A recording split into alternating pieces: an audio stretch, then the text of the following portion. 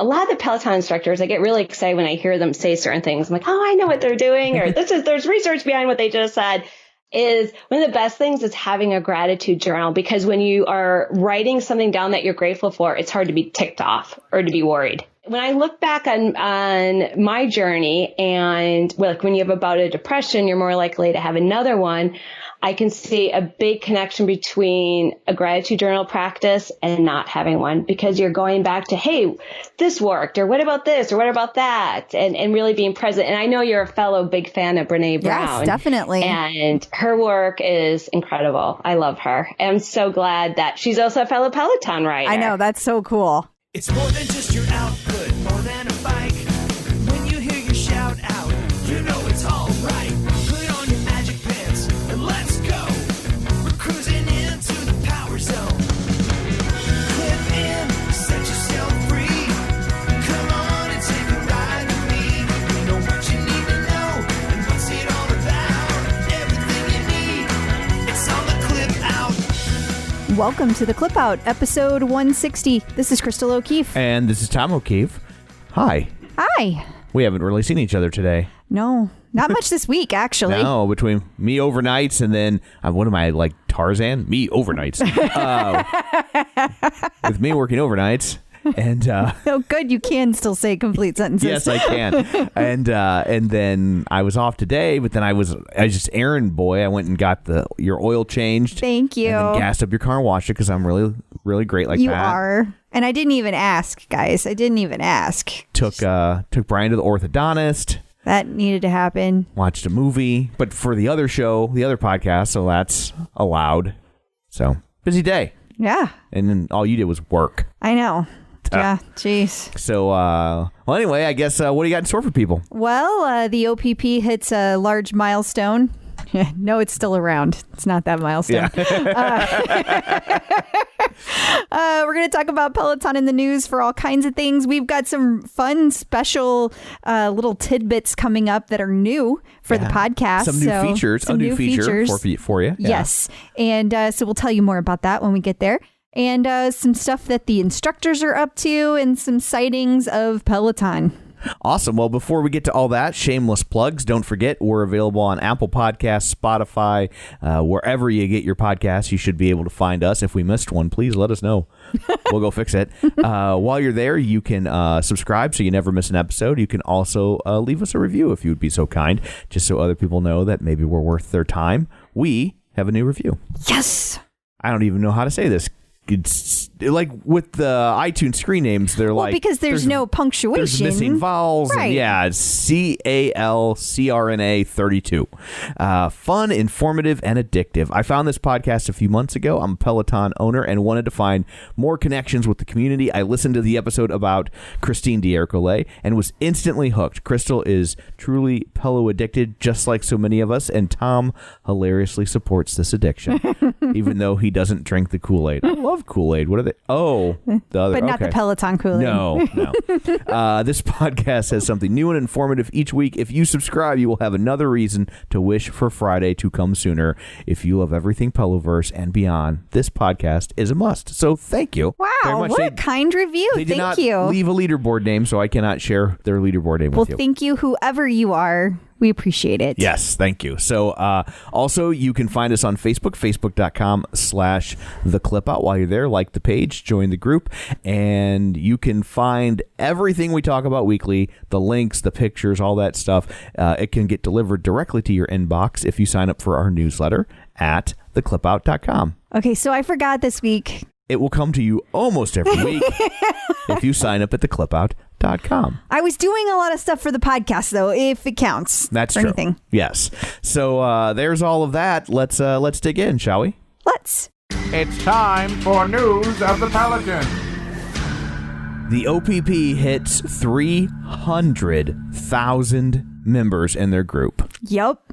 And like 198,000 are jerks. I'm just kidding. Sounds a little low. Yeah. Nah, the funny thing is the joke is it's probably not that many people are jerks. It's just they're the ones that are jerks are so loud. And then people get mad and yell at them, which just keeps the thread alive. And yeah, so it's, I thought it was interesting. that Peloton really didn't make a big deal about it. They made a huge deal about it when they had 100,000 and 200,000. Right. I heard nothing when it was 300,000. There's a lot in the world to not celebrate right now, though. So it might just be not the appropriate time to celebrate. That's my guess. Is I think a lot of the companies right now are kind of pumping the brakes on patting themselves on the back for what, in comparison, feels like trivial achievements. And that's understandable. Yeah. If that's why, then I get it. Yeah. That's a fair reason. So they won't talk about it, but we will. Yeah. And when you got your bike, yeah. there were how many back people? When 8,000 people. Yeah. 8,000 to 300,000. That's a lot. That's some growth right there. Yeah. So there's an article from Bloomberg talking about how certain outlets are going to use Peloton as a blueprint. Yes. But not for more exercise equipment for a change. Exactly.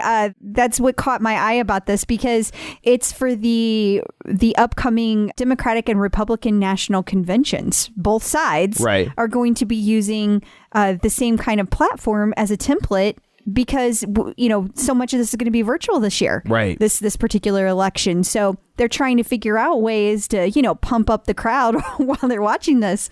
I don't know that it's going to work. I don't know that it is either, because the whole point of like a political convention is just you have all these people packed in and you see the excitement of the people as their, standard bearer is selected as the official presidential nominee, and everybody's cheering and wearing goofy hats and they have signs, and it's just supposed to create this enthusiasm. And I just don't know that you can replicate that on a Zoom call. I don't know that you can. And as I wrote in the posts that I sent, that I posted everywhere, I don't know that people realize how much energy and personality and presence our Peloton instructors have. Like, that's not something that just anybody can do. That's true too. Like, that's you're in the concert industry. How many shows have you watched and then like somebody walks out and they just don't have it? They don't have it, and you just instantly see they don't have it. Yeah, like, and they might even have some hit songs or something, or if you've gone to a concert that's multi acts,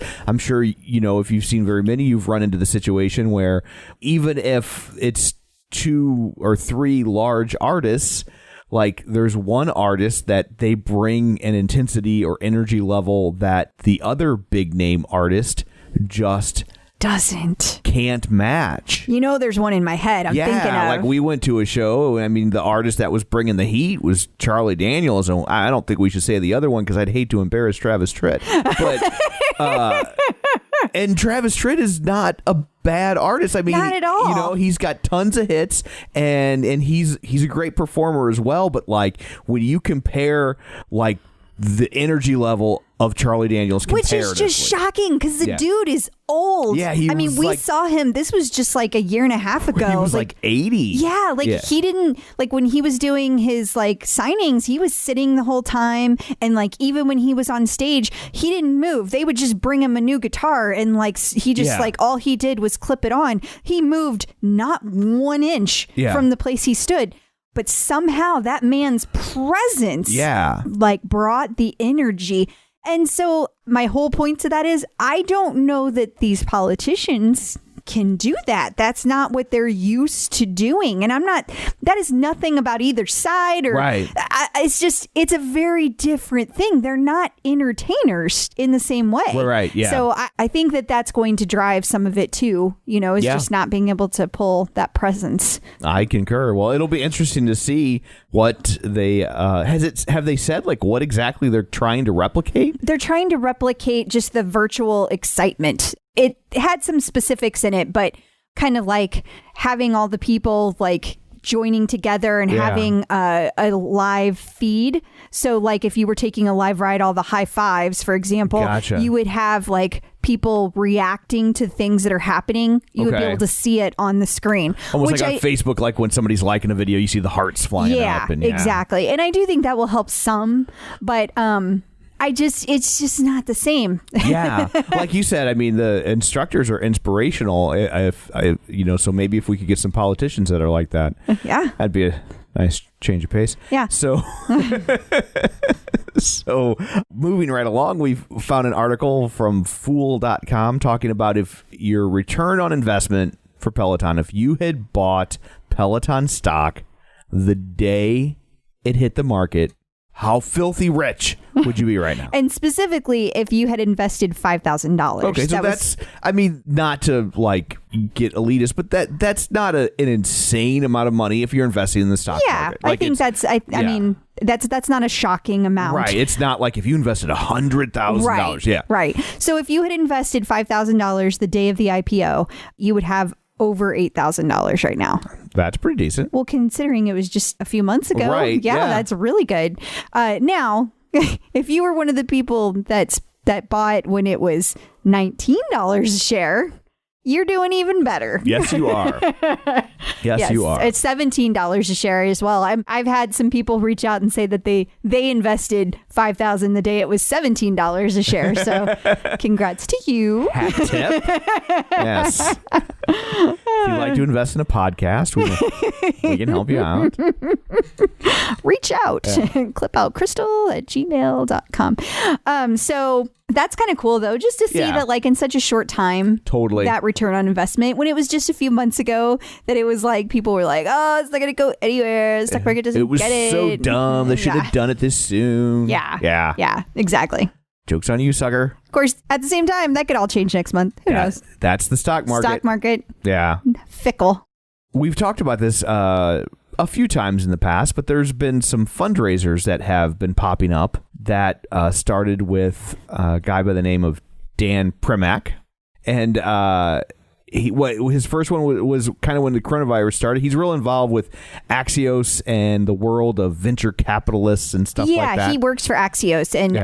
And so the first one, I think, was for the food bank, the New York Food Bank. Yeah, it was. I think it was as the coronavirus was ramping up and people were having food stability issues. Yeah. And like right out of the gate, they raised like $100,000. Yeah. For basically just like, hey, join us on this random ride and we'll donate X amount of dollars for every person who shows up. Yeah. And so right out of the gate, they had $100,000. Yeah.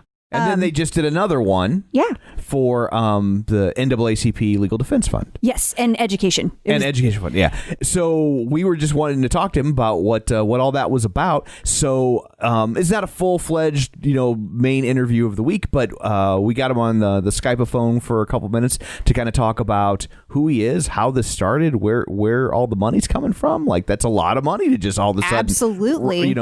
Not like we're investigating him, but just like no. Tell us about like this. How does it work? Yeah. So here's our conversation with him. So joining us today via the magic of Skype-a-phone is Dan Primack. He is the business editor at Axios and author of the daily Axios. I meant to ask how you say this one. Pro Rata? You got it. Pro Rata? Look at that. Newsletter and its companion podcast. He covers the world of deal makers across VC, PE, and M&A. And to show you how important those things are, I only know what one of them means. So, hi, Dan. How are you? Good. How are you? Fantastic. Thanks for having me. So you're the guy behind all of these fundraisers that have been happening on Peloton. So how did this happen? What got you started? It was happenstance, really, kind of at the very beginning of the lockdowns, kind of the beginning of the pandemic back in March. There's a guy named Mike Duda, who's a venture capitalist out of New York. Actually, I'm pretty sure was an early investor in Peloton back when it was a startup. He invested in lots of things like that, kind of consumer companies. He and I were kind of bored, and we knew we each had bikes, and said, why don't we see just if we can get a couple people to ride at the same time, just to have some people to feel like we're doing anything with. And we just kind of threw out a tweet, like a single tweet, and we had, I believe, 5 people. So it was very successful. So we had 5 people ride at the same time. And then we did it again a few days later, and we were up to like 30 people. And Mike, I don't know if it was Mike or me, we were like, well, maybe we could actually try to blow this thing out a little bit and maybe raise some money. And so we decided we were going to try to raise some money for the Greater New York City Food Bank, given the massive amounts of hunger that particularly at the beginning of the pandemic. And so I do have a daily newsletter through Axios called Axios Pro Rata, which is read by investors and entrepreneurs, et cetera. There's about 130,000 readers on there. No idea how many of them have bikes. But we decided we'd promote it a little bit. And I reached out to some people. Mike reached out to some people we knew. Mike and I each said, you know what, we will donate $5 each per rider. Will people match us? And some people matched us. One guy, a guy named Chris Saka, who, if anyone ever watches Shark Tank, he's the guy who often is on there wearing a cowboy shirt. He agreed to put in 50 grand so long as I posted an embarrassing picture of myself in bike shorts sweating on Twitter. So, which I thought was a good return on investment. So we decided to do it. We ended up with 600 riders simultaneously. You know, again, we didn't want to pick a live ride or one that was, you know, a kind of an encore or something on the homepage. We wanted this to be something. So we were pretty intentional about the one we picked. It was old. You know, there wouldn't be many people riding it outside for us. So you could purposely gauge like how much impact you had. Right. We wanted to know how many people were actually riding for us and how many were random. And so we picked a ride, I think at the time, that was about 5 months old. There was like 3 people. We decided 11 a.m. Eastern on a Saturday. There was like 5 people on it 2 minutes before 11, and then 11 came. And we ended up with about a little over 600 people riding, which we thought was massive and a huge success. And we raised, you know, over $100,000, and we were very happy with ourselves. Yes, well, you should be. And that's a fascinating like metric for how you determine, like, you know, how many of these people are for us and how many are just random. Like, have you ever thought about parsing data for a living? No, but, you know, we decided to we did a second one 2 weeks later. It was for frontline medical workers in New York City. Specifically, it was a nonprofit tied to Weill Cornell, which was providing childcare and meals for frontline medical workers in New York. And that one we ended up with about 1,300 riders on, and which we were really surprised. And Mike afterwards said, well, we're done now because we're not going to top that. We thought we were finished. That was a lot. We'd gotten more donors, and we didn't expect that we could get more. Again, because we were pretty limited in the people we were telling it to. It was mostly through my social channels and through the newsletter. We weren't promoting it, you know, beyond that. I think maybe Peloton had retweeted it or something. But I should also, by the way, mention just for this podcast, on the first one, among the people who decided to match the donations were John Foley, who's the CEO of Peloton, and then 2 of Peloton's board members happened to match on the first ride. And so then we did a second one, and then we took about 2 months off until this past weekend. This past weekend, I'm pretty sure you guys broke a record. I've never seen that many people on an on-demand ride. So tell us what inspired you for that. There's a reader of mine, but also a Peloton member named Jillian Williams, who is a venture capitalist in New York, who Jillian and I didn't know each other until a couple days ago. On Monday morning, she sent me a direct message via Twitter saying, you know, she said she had ridden the first 2 rides. Had we considered doing a ride to in some way benefit the Black community, given everything that was going on? And I hadn't. Again, we were done with these as far as I was concerned. So we didn't quite know what to do. Jillian and I kind of brainstormed some possible charities. I work at Axios, which is a journalism organization, so a couple of them were a little more political than we could necessarily do. But we settled on the NAACP, Legal Defense and Education Fund. And so we thought, okay, let's try. Let's see what happens. No idea if we would even get donors, which is the first piece of this. So sent out a note to a couple people. We got some good responses. There's a venture capitalist named Hunter Walk who had been putting together a list of people who had been offering up matches for various donors. So I reached out to some of those people off of his spreadsheet. And then we started getting some huge donations. We got a guy named John Helliger, who's a former Facebooker, now an investor. He offered just $100,000 flat. He just said $100,000. We then Stuart Butterfield, who's the CEO of Slack, and Jen Rubio, who's his wife, but she's the co-founder of Away, the luggage company. They offered us $50 per rider, which is an extraordinary amount of people. John Foley, again, of Peloton, offered $10 per rider. But with all of these people, the assumption was my hope was we would beat the last one. So maybe we'd get 2,000 people. That was my hope. And that's what I told everybody. Maybe we'll get 2,000. That was the expectation. Well, and drum roll, how many people ended up on there? Yeah. What was the final total? The final total was around 11,500, give or take. I can't remember the exact number, but that's the number we're going with. And you know, it's an interesting thing when you do these because people, I guess theoretically people can sign up alerts for themselves, obviously, you know, to remind themselves to do the class and set it up. But for me, from my vantage point, I can't see how many people are planning to do it really until almost the minute it begins, because we asked people to all clip in at the exact same time. So I logged in, I think, at like 10:57 or 10:58 a.m., 2 or 3 minutes before. I saw a couple hundred people on there, and I thought, okay, these are probably our people. And then at 11, my first thought, honestly, was there was software glitch, or I clicked the wrong thing. You know, those who ride bikes know there's the here now and everyone who's ever taken the ride, and I thought I was on the wrong screen. And I wasn't. it just jumped. Suddenly it was 7,000, 8,000, and really by 11:05 we're at 11,000 people. Wow. So I guess my concern is for those people that match per rider. Do they need help now? Are they homeless? Yeah. How is that working? I'll admit that I've done a lot of rides. This one I did not ride terribly hard. Honestly, I didn't pay any attention to metrics. I was mostly just panicking.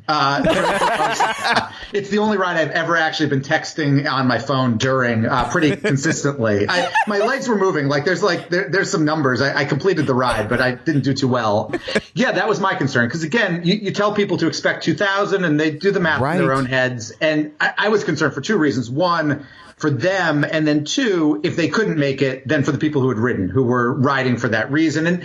And to be clear, some of the donors had capped. So some of the donors said, we'll donate, $1 or $5 or $10 a rider to a certain number, which is reasonable, right? Sure. Totally And that's pretty standard on those match donation type of programs. Like, that's nothing fishy. That's pretty normal. But then some people hadn't, and including Stuart Butterfield and Jen Rubio. So when who had offered $50 a head, and now you're talking a lot of money.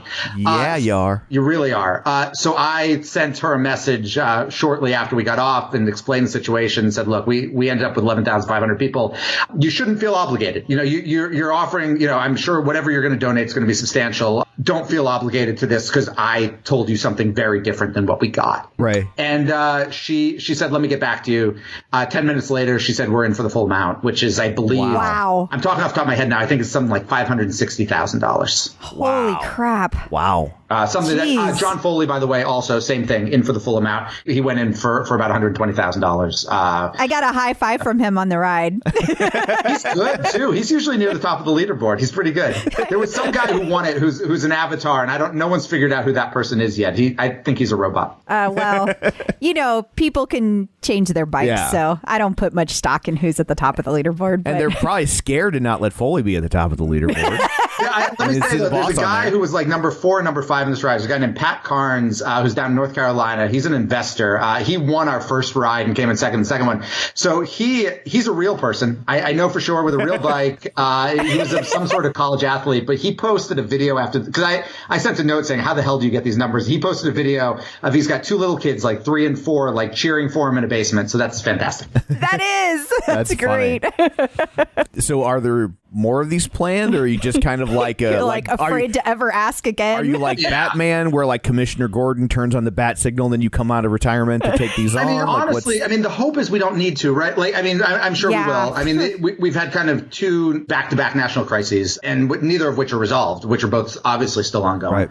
But, I have no idea. This was surprising. We're still kind of trying to reverse engineer a little bit how it happened. I'll tell you, part of it seems to be Tunde put something up on her Instagram apparently on Friday, which I was unaware of. Alex apparently said he had a live ride the day before. He apparently said something during the live ride, which again, I was unaware of. And I think those things definitely drove people to it. And then there was some social stuff that was going on. There's a group I was unaware of, which you guys probably know, the Buns of Anarchy group, which is tied somehow to Barstool Sports. That got a lot of riders and a big donation. So, we might do another one. There's no plans, but there wasn't plans to do this one either until, somebody sent me a message and we put it together. Well, if you do, be sure and let us know, because we can send out, we have a Peloton rider or 2 that listens. Yeah. And we would be more than happy to distribute that information for you. Yes. And regardless, thank you for doing this. This has been amazing, and it's just so cool to watch so many people come together and ride for that. I think so many people have been feeling like,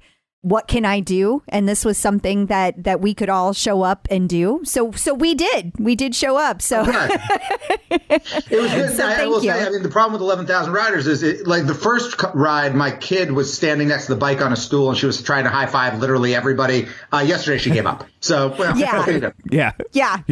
His child has carpal tunnel syndrome. Right. Yeah. It's a tragedy. It's a shame.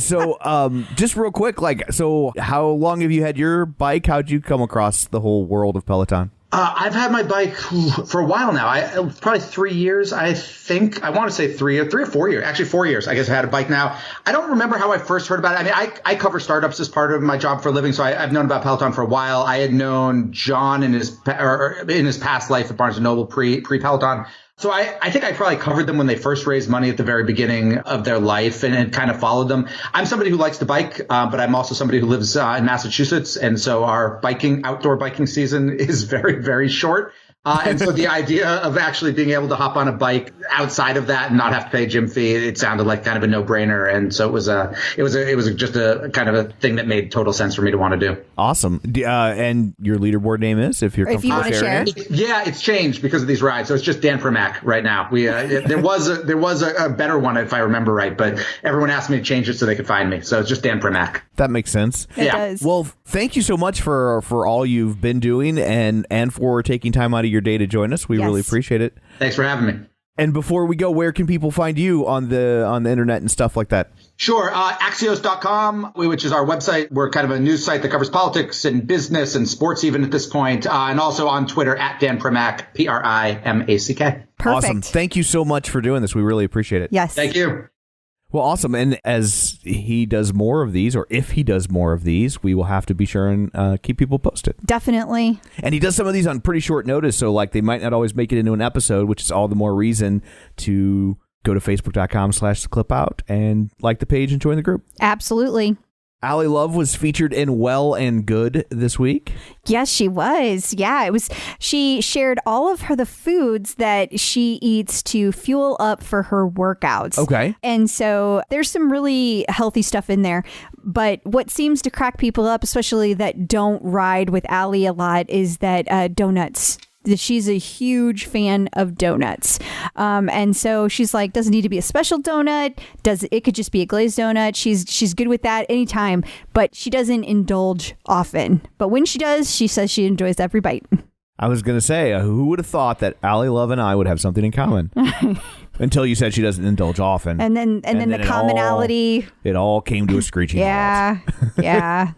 It's not Peloton related, but it's Peloton adjacent, just in the world of fitness. Boy, how much does it suck to be the CEO, or should I say former CEO, of CrossFit? Well, you control your destiny. Yeah, you do. Like, I guess I shouldn't say it like that. I'm not trying to gin up sympathy for the dude, but I feel more sorry for the people who work for CrossFit and Right.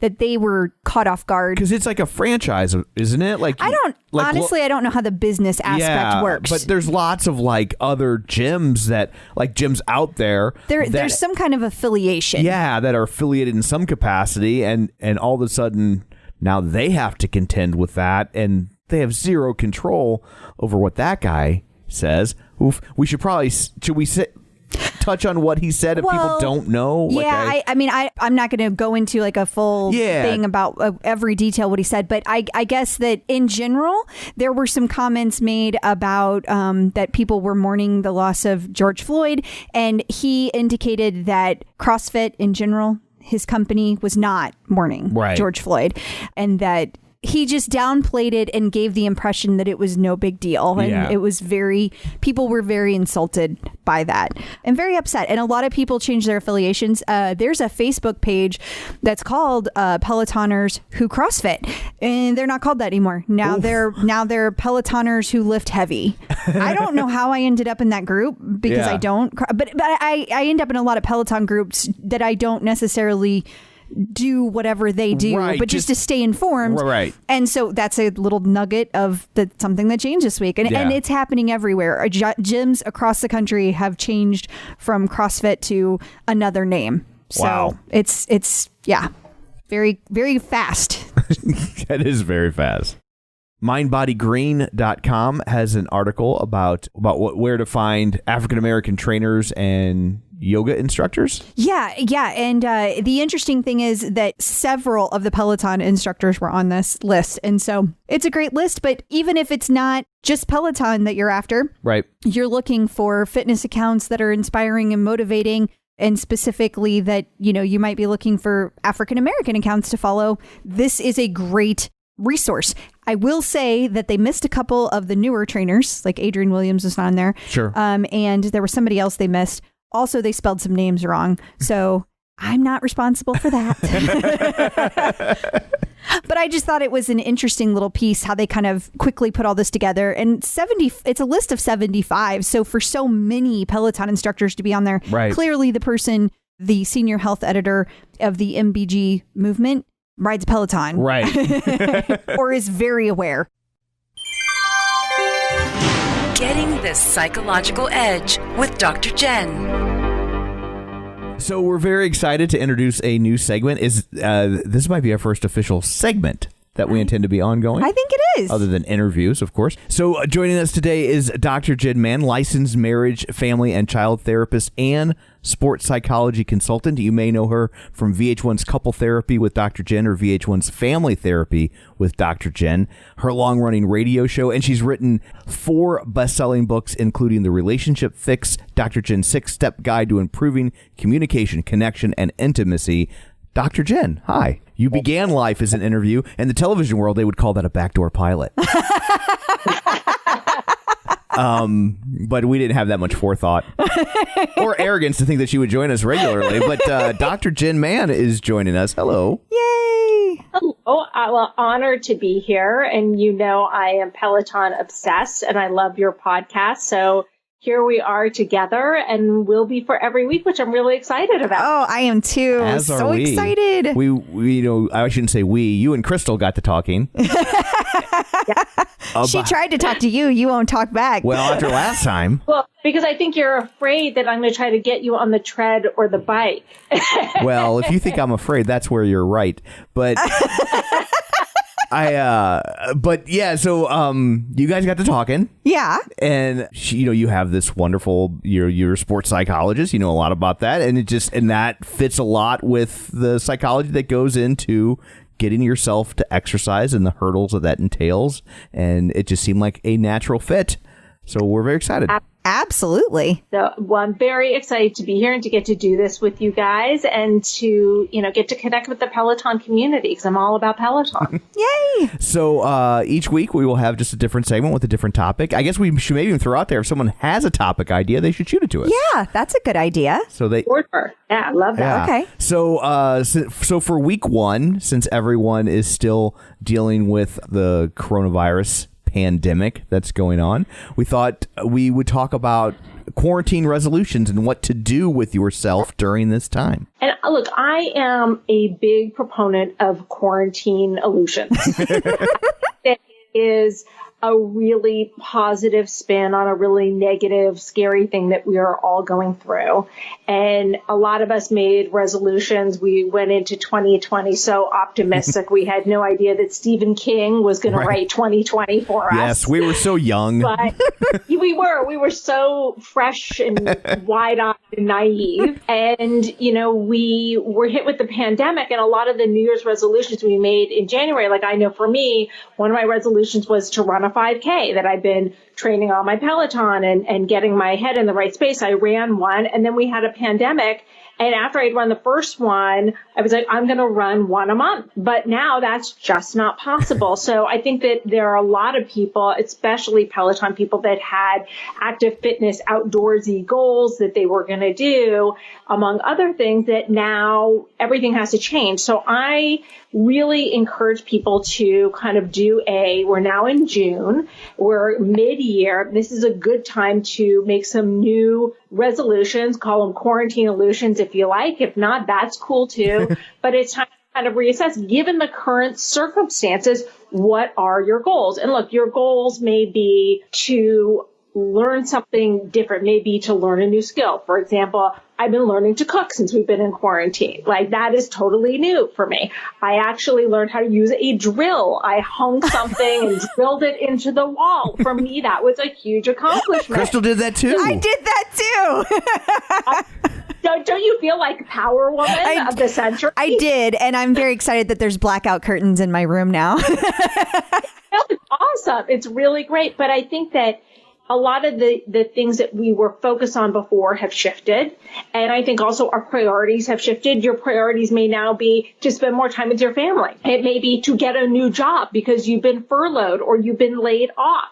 So I think that we really have to kind of reassess, now that we are mid-year in the midst of a pandemic, where do we want to be 6 months from now? Where do we want to be in December? And how do we want to be at the end of this pandemic, at the end of this quarantine? When we look in the mirror, what is going to make us feel satisfied and proud of ourselves? So how do you start that? Like, you brought up some really good points. Maybe somebody's furloughed and they were trying to stay in shape, but now they're feeling depressed and it's really hard to eat well when you're depressed. So if you're feeling overwhelmed and you have all these things you want to do, where do you start? Well, I think that, first of all, to kind of do a temperature check on yourself. You bring up a great point. There are a lot of people right now who are really depressed, who are really struggling with anxiety, for whom some huge ambitious goal is only going to make you feel terrible. And anytime we're making goals, and I've done a lot of studying of goal setting and the psychology behind it, what we really want to do, and Tom, I also want to put in a little reminder there to you, because one of my goals is to get you more active, is to make small manageable goals. Because what tends to happen is that people make goals of, let's say you're new to Peloton, like, I'm going to work out an hour a day, 7 days a week. No, you're not. Like, first of all, even if you do that, you're going to injure yourself. It's going to be torturous, so you're not going to want to continue. It's not a good place to start at. But if you say, I'm going to work out, do 2 20-minute walk classes a week, you're going to meet that goal. Like, that's almost hard not to, or maybe even 10 minutes or 5 minutes if that's too ambitious. But it's better you make goals that you know are doable and then build on them. Because then you start to go, oh, I'm someone who meets her goals. I did that 20 minutes. Okay, now I'm going to do 30 minutes instead of 20, or I'm going to add one other 20-minute day. So it's really making small, manageable goals, but knowing where you are. And if you are someone who right now is struggling with depression, with anxiety, the first thing you want to do is get yourself help. You want to get yourself support.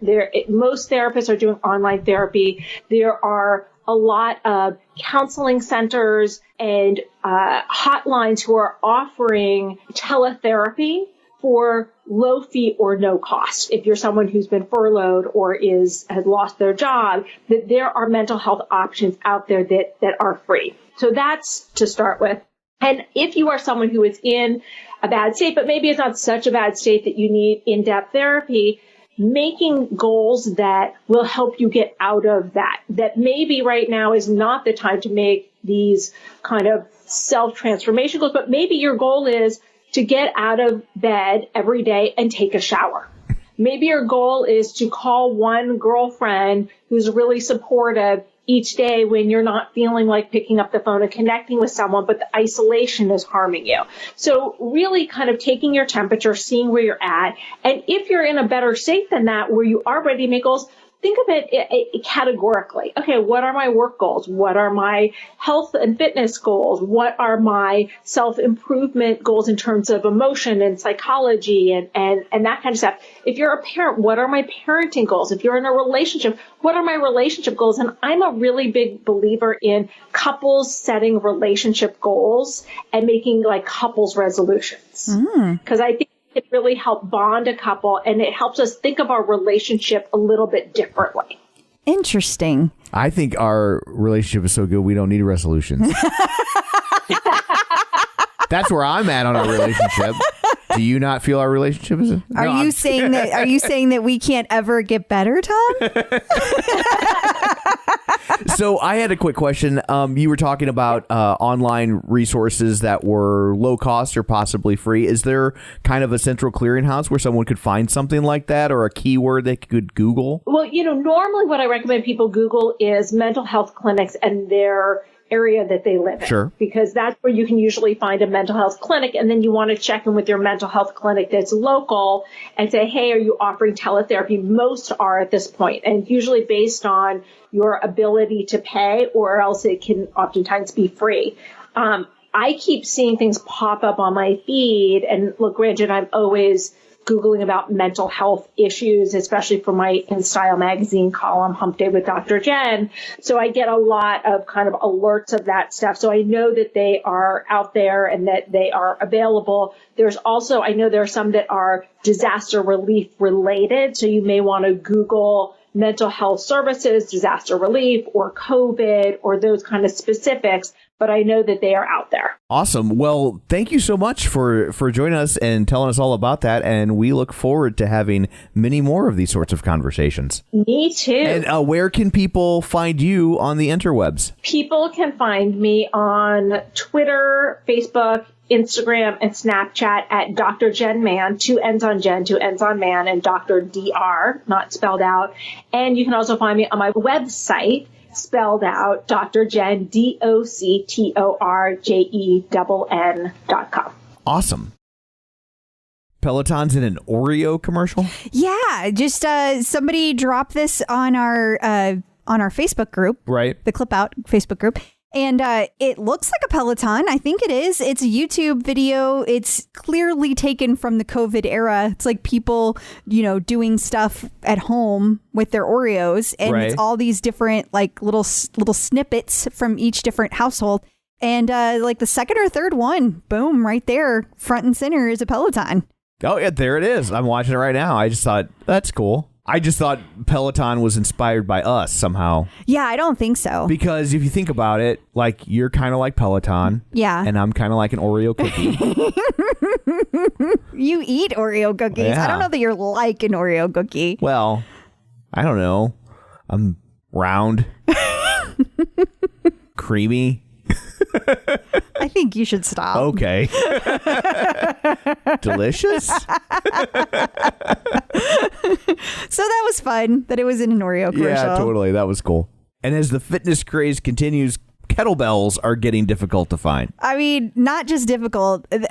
Susie Barris sent this to me, who former guest on our Right. show. Yeah. And this article is just funny. Like, people need to take the time to read this just because it's humorous. There's people that are desperate to get kettlebells in New York City, and they're like back alley deals happening to get these kettlebells. Like, it is legit hard to find, and it's just a funny article because it's like it details how desperate people are to get their hands on kettlebells.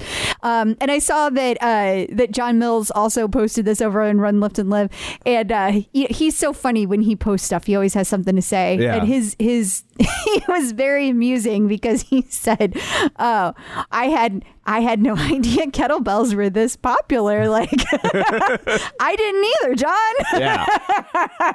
I mean, it's not that different than an actual like weight. I mean, they have a handle on it, which makes it easier to swing. Right. But that's just more for ergonomics. Like, you could do it Right. without it. I don't know. I've never really been into kettlebells, so I don't know. But apparently lots of people are, and they are desperate to get their hands on them. I guess it's probably not the sort of piece of fitness equipment that they really like make tons of. Like, if you I don't walk know. into the There was a whole there was like a craze like 4 years ago, and they went nuts, and Yeah. kettlebells were everywhere. And so I don't know. Well, there's probably lots of people sitting around with an unused kettlebell. Well, now If there is your chance to get Yeah. rid of them. Yeah, if there was a craze 4 years ago, then there's probably a good number of people that have moved on from that craze. So if you've got a dusty kettlebell, this is your time to shine. It is. You get yourself over to the Craigslist. Yeah. Be careful if you do. I don't think they let you do that kind of stuff on Craigslist anymore. But in all sincerity, there's some buying and selling to be had if you have them. So take advantage. Have at it. There is a brand new artist series. Yes, transgender artist and producer Dee Smith is going to be highlighted in a ride with Tunde, and looks like that actually took place yesterday. So that was yesterday evening, and then there was a run with Jess Sims on Monday that was also all featuring Dee Smith. Awesome. And that's for part of Pride Month. It's Pride Month. Yeah, absolutely. Yeah. With so much going on, I guess it's easy to forget. I forgot to mention that part of it. But yes, it is Pride Month all month long. Boy, this Quest badge just keeps trickling out information, doesn't it? Well, I had to like come full circle because I had said like there wasn't a badge for getting all four. Right. And then like the next day I was on the bike and I was like, oh, look at that. There is a badge. And apparently while I was on the ride, an email came out. And so many of our lovely listeners reached out to me and they were like, Crystal, here's the badge. And thank you all for telling me that. So sweet. But you get a silver one for doing all four Gotcha. of the weeks. So each one was like a green leaf and it had the number of circles, the weeks that you took. And if you did all four, you got a special email with a special badge. Ta-da. Yes. The summer line is almost upon us. Yes. A little birdie told me to expect it on Saturday. Yay! Awesome. So that'll be the day after this comes out. It will. For people that listen. Yes. On the day it comes out? Yes. And for anybody wanting to know what time, I don't know. Like, I can't be greedy. I'm getting the information that it's going to be on Saturday. I can't expect more than that. And it's just a rumor, you know? Right. You never know. So who knows? Ricky Martin is getting spotlit? Spatlighted? How do you conjugate that? He's going to be featured. There we go. He's going to be featured. Yes, another artist series coming up fast. We're hitting it hard at Pride Month. I think they're trying to squeeze it in because there were so many classes that they couldn't get in the first week of June. Right. And understandably, with everything going on. So this week, there's going to be on Friday the 12th. So probably right out, if you've listened to this right away, you'll maybe hear it and hop on. It's going to be 6 p.m. Eastern. And then Ross Rayburn is doing a yoga flow to Ricky Martin on Saturday at 8:30 a.m. Eastern. And Cody Rigsby is the one teaching the ride on Friday. People are super excited about that. Cody and Ricky Martin, that's a good combo. So is Ross Rayburn. So someone reached out to you to make sure that you were aware of a ride and stretch? Yeah, well, what it is that... sorry, this is what happens when I cut and paste, guys. They were trying to tell me that that was Eric Jaeger's first English ride because he's one of our German instructors. Okay. And so... I should have known because he has an umlaut in his name. So he's either a German instructor or he really likes heavy metal. Well, he is one of our German instructors. And a while back, you might remember that Irene Schultz had her first English ride, and this was Eric's. And so there was a ride and there was a stretch, like on demand, that you could take afterwards. But both were in English. So if you haven't had a chance to take any of Eric's classes because you don't speak German and maybe you're a little uncomfortable with that because it's hard to follow. Sure. You know, if you're not following the language, this is your opportunity to try out a class with Eric. So I was just making sure people knew. Okay. And finally, there was a half marathon treadmill record set by John Ranieri. Am I saying that right? I don't know how you say his name. I don't know him. Yeah. Somebody sent this to me, and I just wanted to make sure I mentioned it because we had talked about the ultra marathon that a new record had been set on a treadmill, and it was a Nordic track treadmill. And somebody sent this to me. This was a new half marathon record on a treadmill. And this John Ranieri, if that's how you say his name, he achieved a pace of 4 minutes and 49 seconds per mile. But here's the kicker, at 7,000 feet. Wow. And he did all this on a Peloton tread. Yes. So all on a Peloton tread. We need this guy to go do a full marathon. He needs to do an ultra marathon to beat that other guy. Right, so he can take the record away from a Nordic track treadmill. Right. Yes. So get on that. Yeah. Hop to it, John. You make it look so easy. But that's pretty cool. So thank you for sharing that, guys. Checking in with the Peloton community. So joining us today via the magic of Skype-a-phone is Kari Gormley. Hey, Kari, how's it going? It's going really well. Thank you for having me. Hi, Crystal. Hi, Tom. We should say, in the interest of full disclosure, this is like part 2. Yeah. Because you recently had us on your podcast.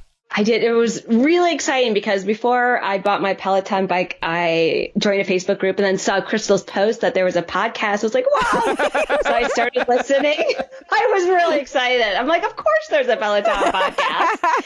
And I started listening and gosh, this was back in July and when I got my bike in 2019 and I got up to date by listening to a ton of episodes. So I felt like you guys were kind of like my Peloton friends already. And I thought, well, why not come on my podcast? And then Crystal was going to come on and then Tom was helping with something. It's like, well, why don't you come on too? So, I'm like, okay. And you were exactly the way I expected you to be. We don't know how to be any way else, other way. It's my only setting. That's so true. So, well, you said you got your bike back at last July. How did you originally hear about it? What made you decide now is the time to get Peloton? Yeah, well, I first learned about it. I think it was really early days. It was 2016, and I had heard about it. And then I was at a friend's apartment in New York City, and I said, "Is that Peloton bike?" And she showed me, and she was showing me the classes, and she showed me Cody then, and I'm like, "Yeah, he is cute." and I'm like, "Wow, that's cool." But I had gone to spinning classes where I work out, and I really enjoyed them. But I always kind of felt like I was a group fitness person, but then every time I was at a hotel, I would ride the Peloton and ride with Cody and loved it. And after the third different hotel and riding with Cody, I thought, like, that's it. I'm getting it. Yes, I can go to classes, but I'm getting this. And now the whole family uses it. That's awesome. Not so much in my house. So I am jealous of that. Yeah. So when you say the whole family uses it, like how big is that family? How many people are we talking? Are you like the Duggars? Get a tandem Peloton? So dumb. No, all three of us. So my son and my husband has just started, and me. So did you have to buy separate shoes for everybody, or did they use the cages? Or yes, okay, she's nodding. So I got the cages, which I do not recommend getting the cages. They were Peloton does so many things well. I would not say that's one of them. That's about the least. I mean, there's so many great things about Peloton. That's the only thing that's been like about. But yeah, so we got shoes, and my son loves it when he actually clips in. It feels so satisfying to him. And I'll say to him, "William, you need to savor this." And then I'll hear, "I've got to savor this moment." That's awesome. So I'm sorry if you said it. How old is your son? Is that against the rules too? He's 12. No. Oh, no, I wasn't trying to get you in trouble. I was just curious. No, I've seen lots of kids' ages. I mean, they recommend that you're 13 and up, I think. But, I think the important thing is that you can have a good fit on the bike. That's what they're really looking for. So, I mean, if he's enjoying it and using it, you're all good there. Yeah, I was just curious because that sounds like something Brian, my son, would say. He's 15. Yes, it does. And so he's always talking about certain things, or like the video games, like the phone video games, and he'll talk about like, "Oh, it's so satisfying when all the things do this thing." Like, I'm like, I'm like, is that like a teenager thing? Is that like, I don't know where they're getting that from. I don't either. Kids are weird. Teenagers. Yes, because how old is your daughter, Crystal? Yeah, so she's 13. She'll be 14 in October. And I actually feel like she's nicer now than she was at 10. So 10 and 11 were real rough. So yeah, I would agree with that she's nicer now than then. She was ahead of her time. Yeah. It's interesting. Yeah. Interesting times. Yeah. Definitely.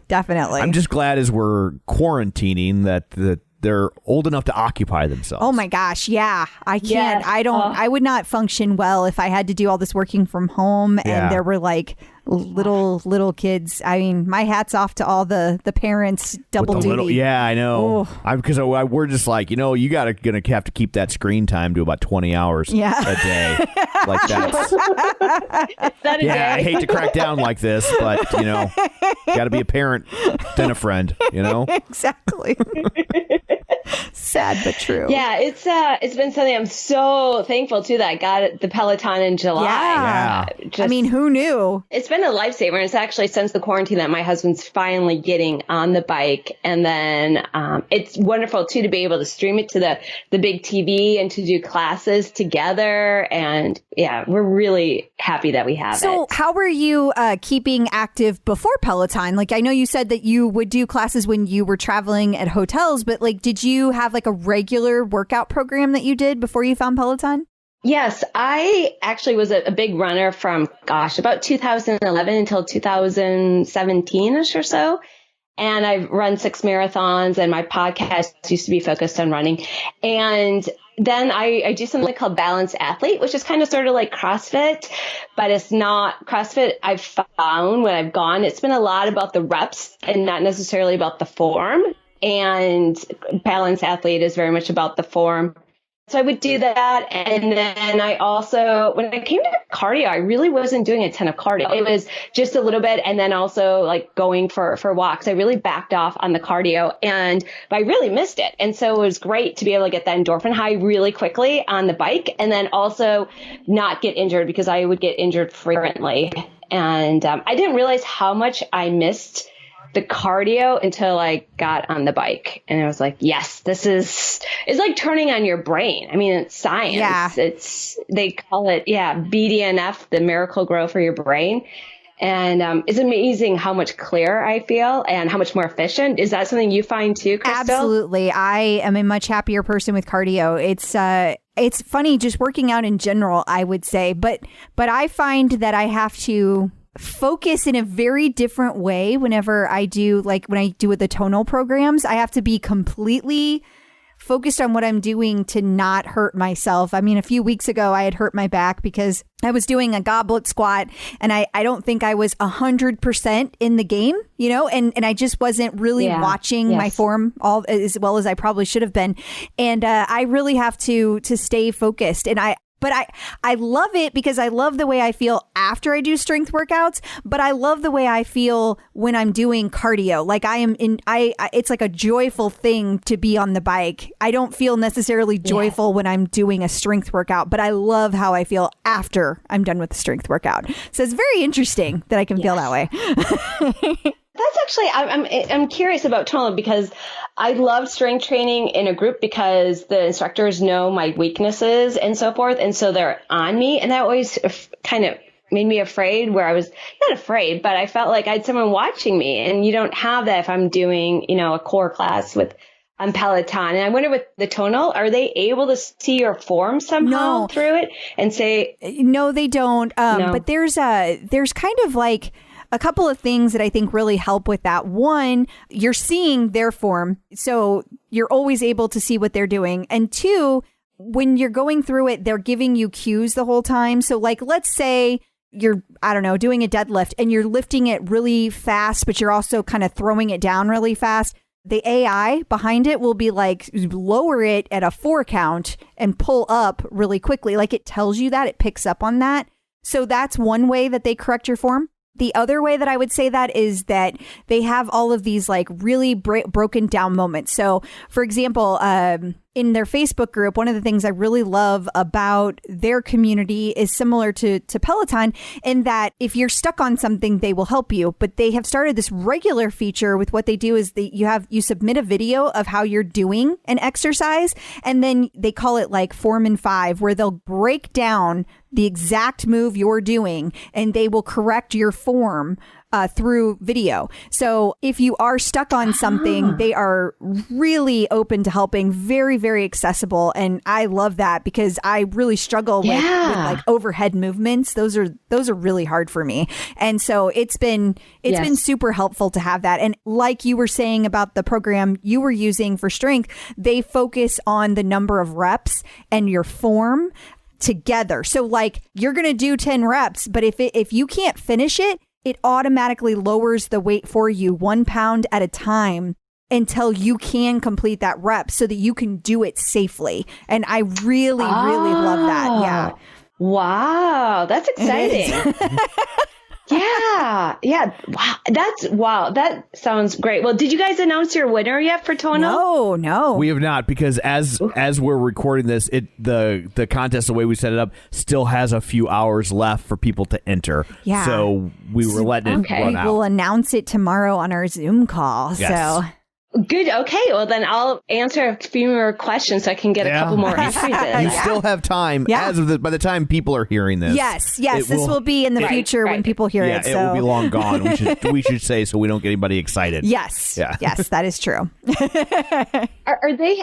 Yeah, are they having problems keeping them in stock? Kind of like with, I heard Peloton's having a challenge right now with the bike. I don't know if that's still true. Their sales have been through the roof. And I think that's across all connected fitness because I know Fight Camp is having the same thing. Yeah. Like it's just like everybody we talk to is just like they are selling like hotcakes. It's been so busy. We had a report last week that somebody actually bought an Echelon.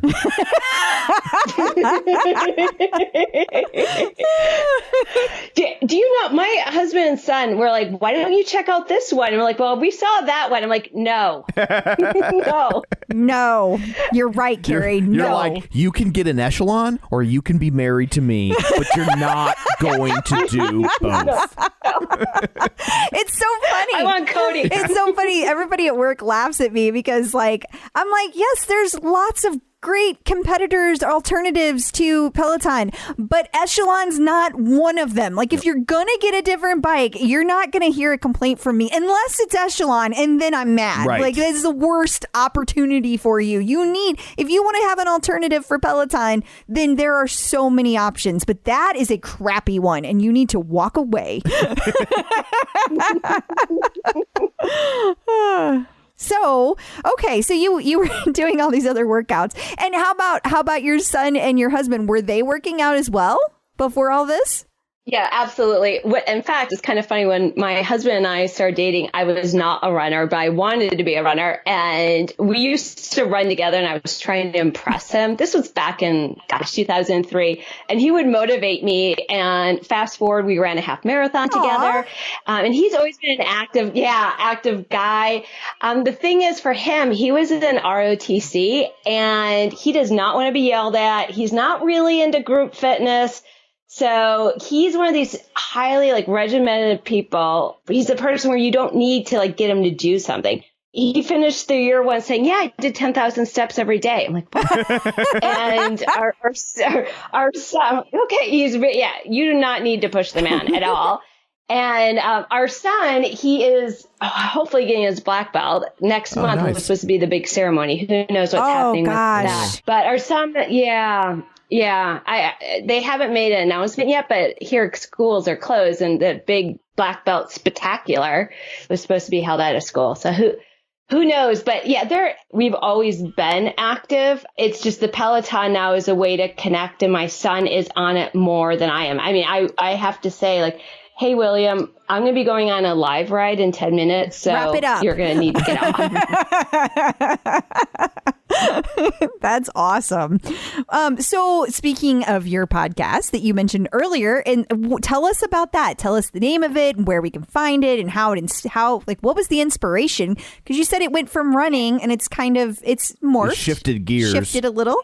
Yeah, what a great analogy. It's literally shifted gears. I lived in Sweden for 5 years, and I was in a really bad relationship. I didn't realize it at the time, but it was definitely an emotionally abusive relationship and verbally abusive, not physically.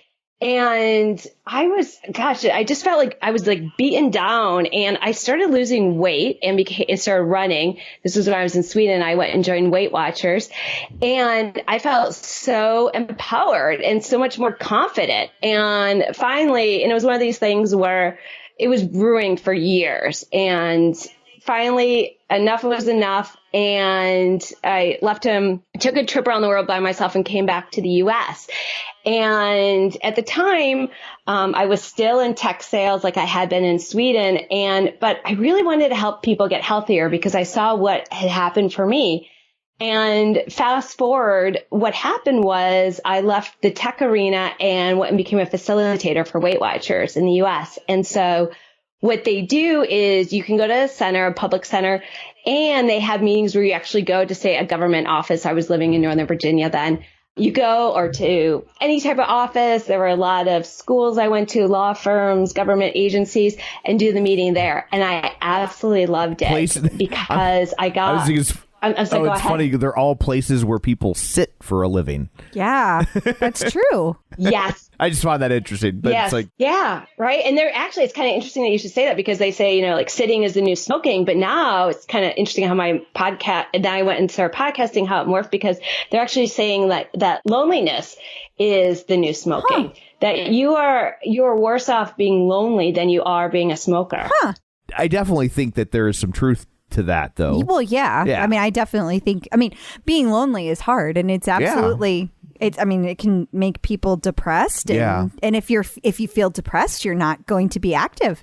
And if you're not active, then that makes feeling of depression even worse. It just builds on itself. Yeah.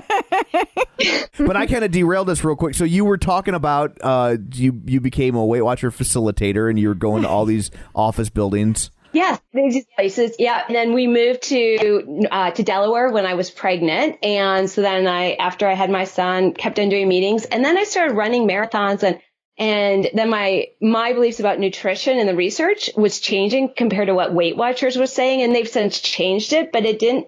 I've been doing it for 7 years. Also, it wasn't consistent with what the research was saying. And I mean, it's a massive corporation. So to change things is hard.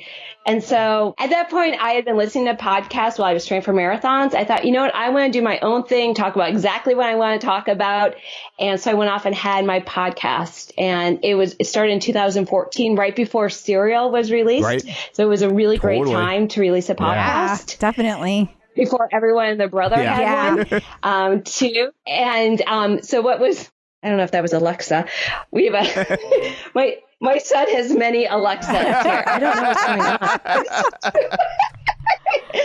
Anyway. It's probably trying to play Serial right now. The Running Lifestyle Show. And it was a really great opportunity. It's been a wonderful opportunity to meet people, as you know, people you normally wouldn't meet, to meet new friends. I also... I really don't know what that is. I think Tom's right. I think it's trying to play Serial. I heard you say that, and it's trying to play it. I'm going to disconnect it. Okay, it's off. Okay, here we go. Yes, so the podcast, so it was great because I was able to run some marathons with a famous runner named Dean Karnazes. We partnered together with the charity he was running for, and I ran 3 marathons in 6 weeks and had Jeff Galloway as a coach and got to do some really neat things. But then things changed over time, and marathon running, I had done 6. It just, my body was saying time out. This is not lining up. And what happened is I had found myself, first of all, I called it the Running Lifestyle Show because I had so many interests, and just to talk about running wasn't enough. And on the podcast, there is a woman, her name is Serena Marie RD, and she was on bringing in nutrition advice every week. And we ran the marathons, not physically together, but we both ran Chicago, New York for this charity, Action for Healthy Kids. And what happened was the following fall, I was in a depression. And of course, there's medication. Of course, there's therapy. Of course, exercise is good for you, but there had to be something else. And that's when I found the science of positive psychology. And what that is one of the famous researchers in depression. His name is Dr. Martin Seligman. He had actually done research back in the 60s about learned helplessness, which basically means like, why should I keep on trying? Because I'm just going to get knocked down again. And when he was becoming the president of the American Psychological Association in the late 90s, he said, you know what? We put all this money into research to help people who are south and neutral get to neutral. And absolutely, you need to do this. And how do you help people live the good life? And can you research certain skills and certain practices to help people go from south and neutral to neutral and north and do these at the same time? So can you basically almost take vitamins and do things, which relationships are huge for this, so you can manage anxiety better and prevent depression and help get through depression? It's a descriptive science. It's not a prescriptive. But it's been incredible, and it's been super helpful during this time of COVID of how to work through it and how to basically to work with kind of like mental fitness, really. Wow. So what is the name of your podcast now, since you've kind of changed subjects a little bit? Yeah. So it's now called the Flourishing Experiment. So you can find it in all the podcast apps, and it's under the Flourishing Experiment. And so the first 250 episodes was when it was called the Running Lifestyle Show. But if you just look up the Flourishing Experiment, you can get all of those. And then the next, I think it's around like 285 or so, I think. And there's a lot of positive psychology in there because as I was going through the program in 2017, 18, 19, and now I'm bringing those things in as soon as I learn them because I'm like, oh my gosh, everyone needs to know about this. This is so good. That's awesome. It seems like when we talked before on your podcast and in this conversation, it seems like you are able to apply things in every situation, whether it's about exercise or it's about just what's going on in the world. You're able to apply what you're learning, what you have learned rather. And that's really cool. That's neat to be able to apply it to so many different things. It is. When you said one is a descriptive science and one's a prescriptive science, what does that mean? So when we think of like prescriptive science, we think of kind of like psychiatry or things that you can make a prescription for, where this is descriptive, like do this exercise, or when you're, for instance, if you're working on communication and someone's done something that you want to say, please don't do this, the practice you would do, that would be more descriptive rather than a prescription. Like when you're mad at someone, this is a prescription you get. Gotcha. I like that. Yeah, totally. I mean, there are certainly times when people need medicine. Yeah, We're not absolutely. anti-medicine. No, not at all. But people do jump to it awful quickly sometimes. Absolutely. I think a healthy mix of both is the way to go. Yeah. If you can, like you said, work through things without medicine. I mean, that's my preference personally. Right. I'm not against medicine, but I would certainly like to be able to cope with the external factors that are occurring and find better ways to do that than just jump straight to, let's just take some medicine. I don't want to feel anything. Yeah, they are quick to throw that around sometimes. Sometimes, yeah. Both have their places. And it doesn't... It doesn't always work. And it's about like building an even bigger toolbox, really. And I think the one thing, and a lot of the Peloton instructors, I get really excited when I hear them say certain things. I'm like, oh, I know what they're doing. Or there's research behind what they just said. Is one of the best things is having a gratitude journal, because when you are writing something down that you're grateful for, it's hard to be ticked off or to be worried. That makes sense. Yeah, it's been, when I look back on my journey, and like when you have a bout of depression, you're more likely to have another one. I can see a big connection between a gratitude journal practice and not having one, because you're going back to, hey, this worked, or what about this, or what about that, and really being present. And I know you're a fellow big fan of Brene Brown. Yes, definitely. And her work is incredible. I love her. I'm so glad that she's also a fellow Peloton rider. I know, that's so cool. So many wonderful people joining the Peloton community. It's so neat. We'll have to get her on. Yeah. How hard could it be? I'm sure she's like going to be like, yeah, of course. I think we should have a Peloton podcasters group, and she would be in it, of course, because she is a podcast.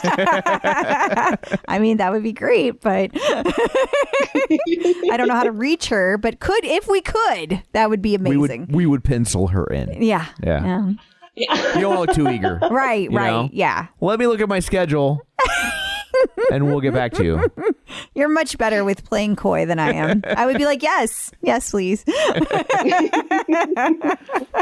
I guess it's because Tom's so used to being around celebrities, right? He actually is. He's very cool around them. You would not know that he's talking to celebrities. It's pretty funny. A quick story that I will tell. Can I say who a celebrity was? Would it bother you? Is it going to be a bad story? No, not at all. Okay. Like, don't say something mean about somebody. It's just and get me in one trouble. time Tom and I were on a trip, and because of his job, there was something going on with one of the artists who was playing at the show, and it happened to be is it okay if I say Bret Michaels, and I just loved Bret Michaels, especially when I was younger, and he was like super hot.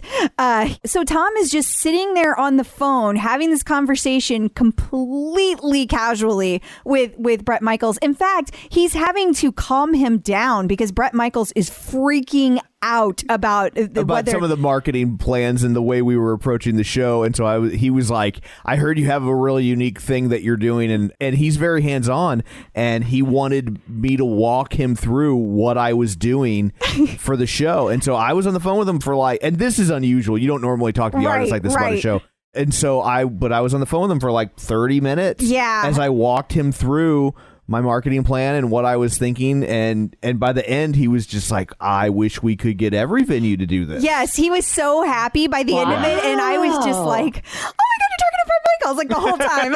That's all I was doing in the background, but I had to be really quiet and I had to hold it all in. Yeah, that's awesome. What was he known for? Was he on a show or something? So he was the lead singer of the band Poison. Yeah. And then big hit Every Rose Has Its Thorn. My personal favorite, Talk Dirty to Me. Yeah. And then he had a reality show called Rock of Love. He was on Celebrity Apprentice. He's very hands-on and very much involved in keeping himself relevant and different in not just being the lead singer of Poison. Yeah. He is that, but he's also a bunch of other things. Yeah, because he also has like a country. Yeah, he's got a country thing that he does. Yeah. And yeah, he's very much branched out. Yes. So Right. Sounds like a brilliant businessman. I think he's very good at business. Maybe not brilliant, but a real savvy. Yeah, like he's some of those guys are. They really figure out ways to like keep themselves relevant, even when, I mean, he'll be the first one to tell you that like they're a nostalgia act now, and that's, nobody's gonna like he play gets a new it. song from Poison. Some He knows people that. are like, oh, we're still relevant, and Right. like we still are the most important group in the world, and I feel sad for those those people. Those but- are difficult to deal with. Yeah. But he's not one of those. And it was just funny because it was just, Tom was just like having a conversation on a Thursday afternoon. And I'm like, oh my God. But if you count my time, if you count my time in radio, I know I've been doing it for 25 years now. So like it's I know, but I got to sit and listen to a conversation and I was so excited. And I was just excited to like my marketing plan, and he wasn't going to be a dick that day. So did you ever get to go to the studio in New York City? Because I know you said you were there when you saw the bike, but did you get to go to the studio? Yes. And I was so excited and so nervous. I went in October and I remember when I got close, I'm like, oh my God, there it is. And it looked exactly like the video they did with Alex and Cam Newton. I'm like, yeah, it's just like that. There it is. And I went to a class with Cody. Of course. It was a disco ride. I had to have my first ride with Cody, and I think it was my 50th ride too, which was really neat. And then met him. And then what's really great, I'm sure you know about this, is that, and I assume they'll do it when everything's back to normal or the new normal, is that the classes are free Monday through Friday, like the 10:30, 11:30, and 12:30. If they're 20 minutes, I don't. And also there was talk about when they were moving into the new studio that they were not going to be free anymore. It was going to be a lesser fee, but not free. So we'll see, what the world brings. But yes, that had changed. Just so people. Yeah. Yes. So what was neat was that I did the class, and then there were spots for the next class. So then I got to do a ride with Matt Wilpers, who I usually don't do many rides with him too much just because of music. But I really enjoyed his class. And then I actually got to go back, and it was almost like a spiritual experience. Was going to a 45-minute Club Bangers ride with Alex. It was in January, and it was right before they announced that he was working with Ladder. And I mean, his tribe was there, the Feel Good family, they were there, and there was like, whoa, like, Alex is energetic, but this was a whole new level. I mean, people went into the studio like dancing, and you could just feel the magic, and being the first Saturday of the new year. It was incredible. And then also the day before, I got to do a ride with Robin. So were you planning on going to Homecoming this year? Yes. In fact, my husband, because when I heard you say on the podcast about getting tickets, my husband actually blocked. Now, granted, it was noon, so it is lunchtime. He blocked time on his calendar so that we both could be trying at the same time so I could get a ticket. Yes. Aww. It was that hard. And then I didn't think like, gee, Kari, you should have your credit card next to you to be ready to go. And long story short, he got the ticket because he had his credit card right there. I'll add that to the list next year. And yes. And then, obviously it didn't happen. And I wanted so badly to ride with Leanne or with Ben because we don't get that opportunity. Right. Especially I'm only a few hours away. Right. If I plan it, I can almost ride with any U.S. instructor if I think about it. So, yeah, that was disappointing. But actually, speaking of the studio, I bumped into DJ John Michael and talked to him for like a good 15 minutes at their little bar there. He's so great. He is a doll. In fact, I'll give you, I know you like to have the pictures, but yeah, I have one with DJ John Michael, who's wonderful. He's so nice. He's such a good person. I love his outlook on life. I love how he's open about things like depression and anxiety and how he deals with them. I love how he's just so grounded and he's honest and open. He's a great guy. Like him a lot. Yeah. He's very nice. He is very nice.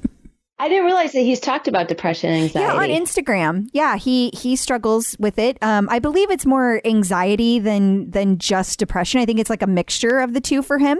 And I mean, he talks about like why it's so important for him to be grateful for each day. And to your point earlier, yeah, he's talked about like his struggles and that like now he recognizes that, oh, I'm starting to have this moment. So I need to go and take care of myself. I need to stay on top of it. I can't just, so he will post about that in his Instagram. So I don't feel like I'm saying something that. Right. No.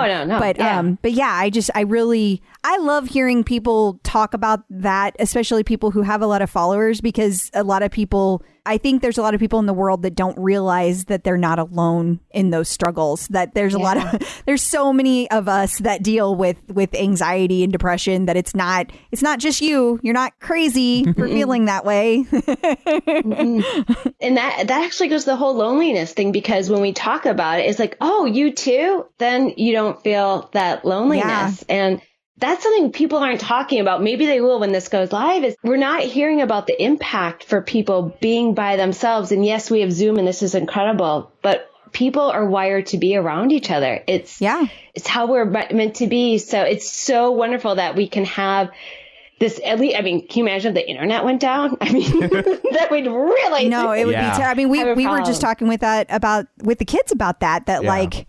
It's horrible that this is happening, but there's never a better time. Never been a better time to be stuck at home. I mean, because even 10 years ago, if you didn't have movies, you'd have to go to the store, right? To get a movie. Yeah, like, you don't even have to do that. You just pull it up on Netflix, or Vudu or whatever, Amazon Prime, and just buy pretty much any movie that was ever made. I mean, it's just the things that we are able to do right now. It's just very interesting. Very much so. Yeah, actually, I was curious, and maybe I don't know if you want this on, but I was curious how your journey has been through Peloton, like what your health has looked like because of it. And I don't think we discussed it on my podcast how your health had changed. And I thought, oh shoot, I forgot to ask Crystal about that.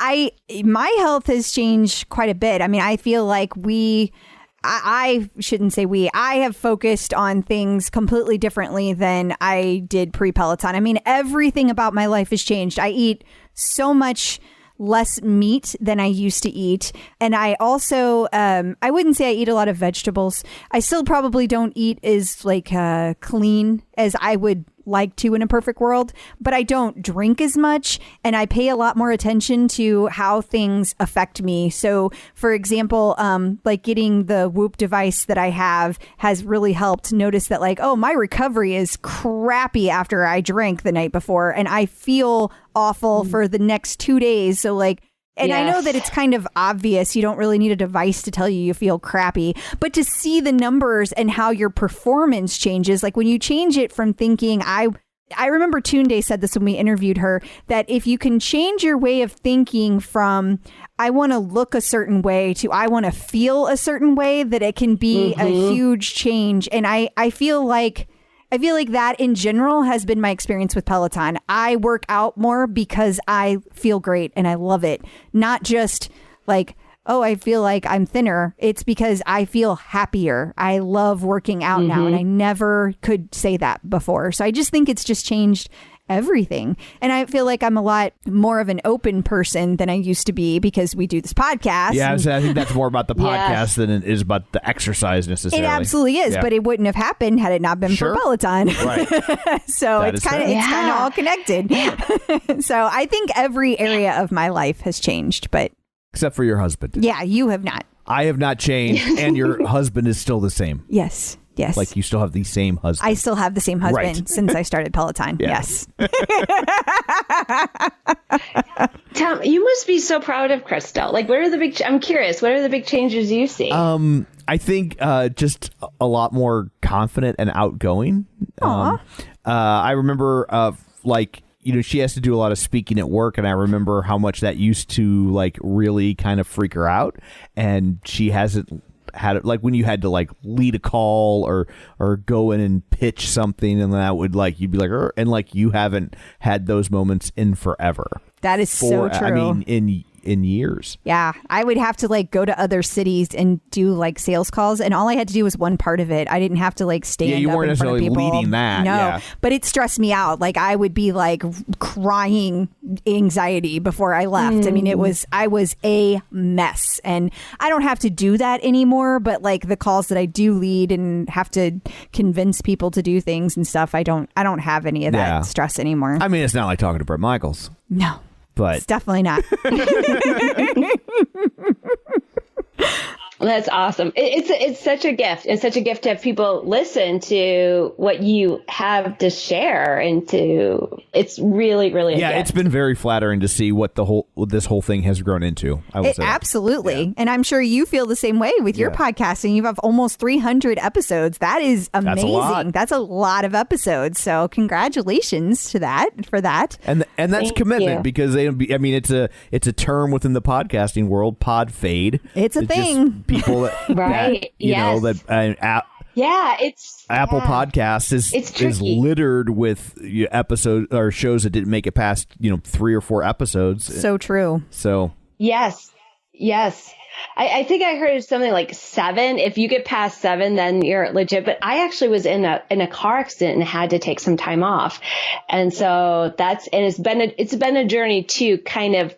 They say like go for the niches, right. And, going out to more of a kind of a podcast focused on vitality and also on relationships and also on creativity. It's a little bit broader than doing distance running. So it's really been an interesting journey to say the least. I guess it probably helped that you had, kind of built an audience and it sounds like you transitioned over time that just your interest kind of gravitated this other direction. And then eventually you were like, okay, screw it. It is now a new thing. I'm just going to talk about this now. Yeah. I'm going to talk about this. I'm not doing a ton of running anymore. In fact, because of this podcast, I'm like, okay, Kari, you should really do a Peloton run finally. So I did on Monday. But yeah, because in the end of the day too, and what's interesting is a lot of listeners are fellow marathoners and they'll reach out and they're like, I just can't start running again. I'm not motivated. And it's like, okay, well, let's look at a bigger question. And just like you were saying, Chris, okay, so Peloton opened the door. And for me, it was like, oh my gosh, if I can run this distance, what else can I do? Yeah.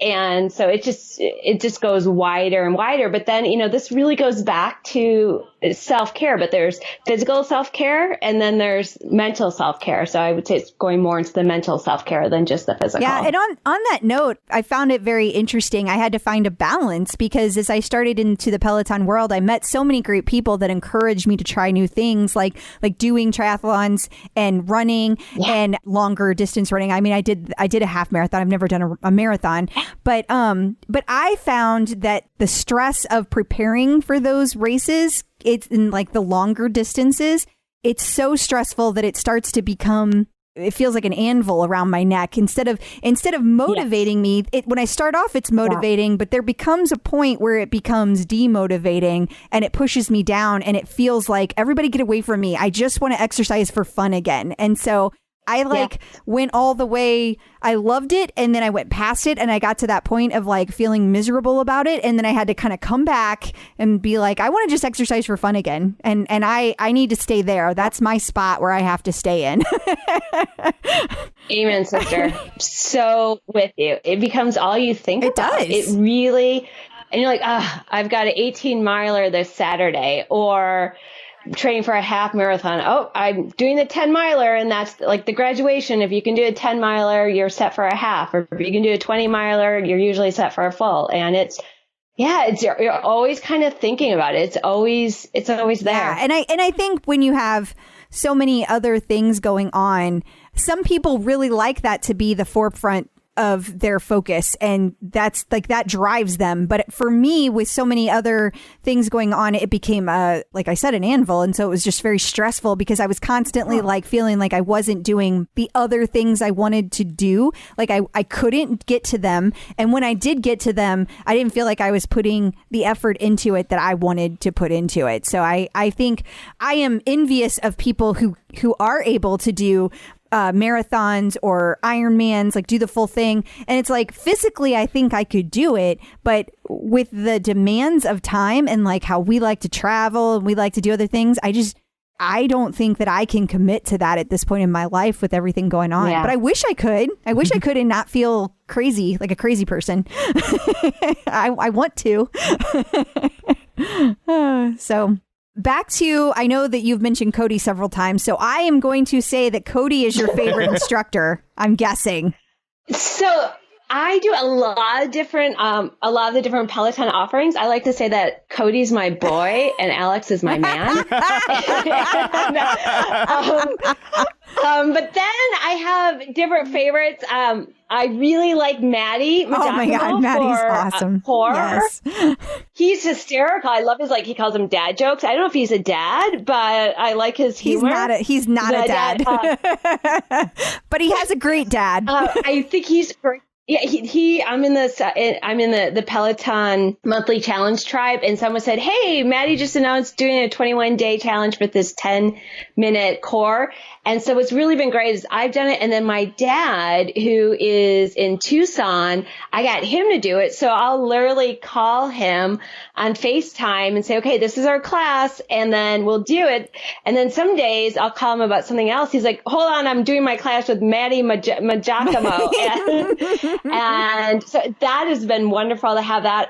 I love the nighttime meditations. They have been a game changer. And I remember you actually talking about once with, I think a famous tennis player, how she said she loves her nighttime meditations. Yes.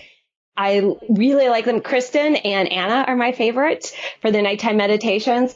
And I think I also like Robin. I really like her during this time of quarantine, especially. I think she's been really, really empowering. And I think they're all great. A lot of times too, it's like the music they play. And I do find one time I was like, there's a new low impact 20 minutes. That's exactly what I wanted to do. And I get into it and I haven't checked the music. And I'm like, okay, next time, make sure you check the music.